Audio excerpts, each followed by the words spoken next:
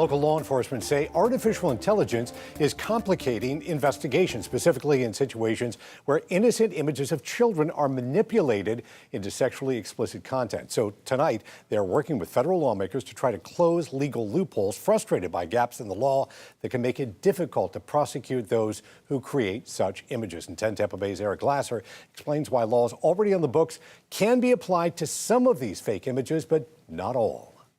This is not only affecting children in the public eye, but also normal kids simply existing.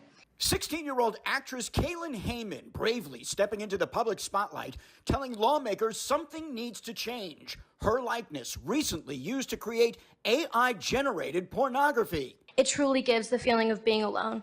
But to all other victims, I am living proof that you are not alone. Investigators say it's frustrating, difficult to keep up with the rapidly changing technology. There's one common denominator: is protecting our kids. Pasco County Sheriff Chris Nocco says he recently met with Congressman Gus Bilirakis. Their goal: to modernize and re-authorize the Kids Online Safety Act, or KOSA, changes that would include child erotica. Children having sex AI generated is a crime.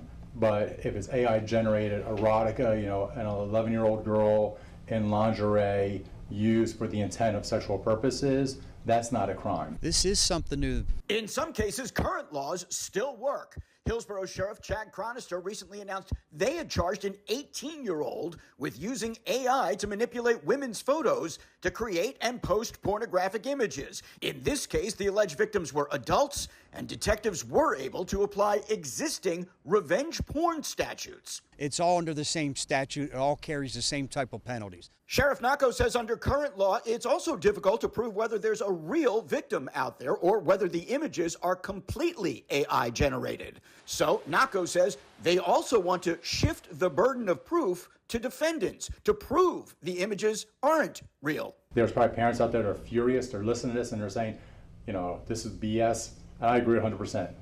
These people are evil. They're predators. We need to get rid of them. Law enforcement agencies say they fully expect any changes in the law will be challenged by free speech advocates and likely end up at the U.S. Supreme Court, which means it could take months, perhaps years, for laws to catch up with technology that's moving much faster than that.